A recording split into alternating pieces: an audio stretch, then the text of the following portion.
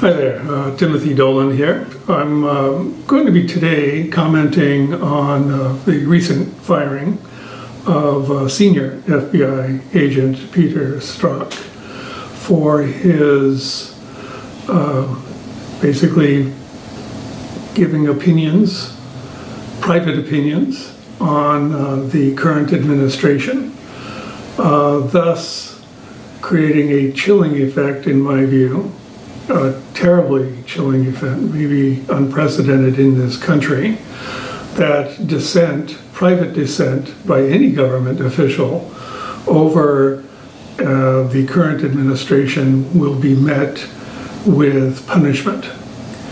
And it's not that we haven't seen such things before. Things happen of somewhat lesser magnitude now and then.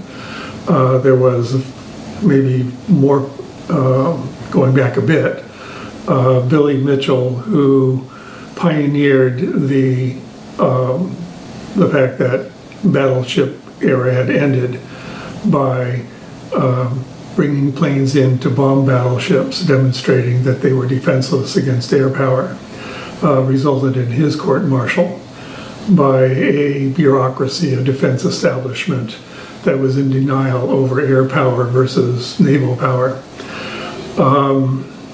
Billy Mitchell in the end was proven right, but his career was ruined nonetheless. I suggest you look into the story of Billy Mitchell if you're not familiar with it. You can Wikipedia him, I believe.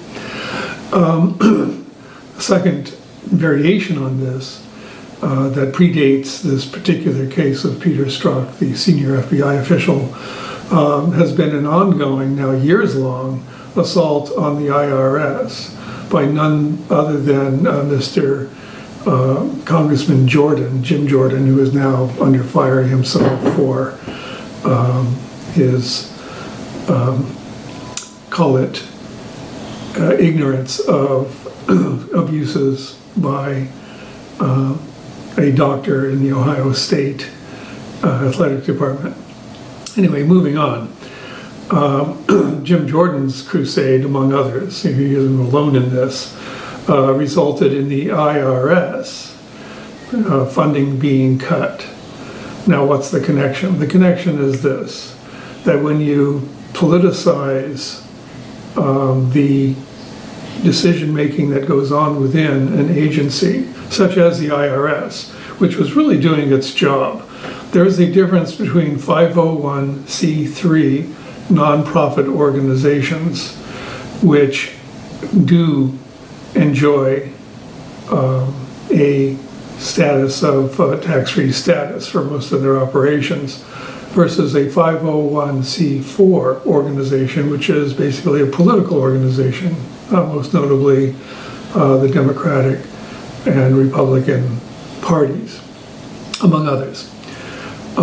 Some of these organizations, such as the Tea Party and Tea Party affiliates, I think fairly are and have been overtly political organizations, and thus did not necessarily enjoy or were entitled to having a tax-free status. Nonetheless, when it was brought to light that there was oversight, again, properly done, you want to make sure that an organization that's filing as a 501c3 is not a 501c4 in disguise.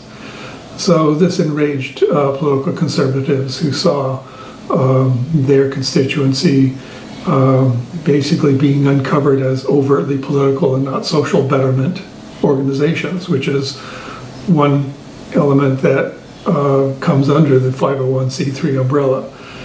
The upshot is this: because the IRS has been relentlessly underfunded for so long, their ability to investigate white-collar crimes has been diminished to such an extent that a routine audit of Paul Manafort would have disclosed that he had been breaking the law for a number of years.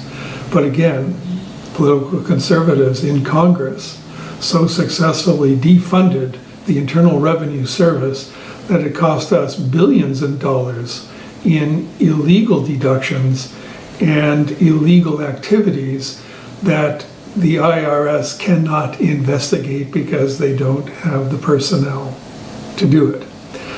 So back to the FBI. So a purge is going on, and this purge will continue as long as this current administration is in place. I have no doubt in my mind. This should be something that Americans of any political stripe should be very, very, very concerned about. So come on, pay attention. Our democracy is being diminished. There is now a litmus test for having a certain brand of ideological purity and or personal loyalty to a single man in the person of Donald Trump. That is not democracy. That is despotism. We're heading that way, and I'm not kidding. Thanks.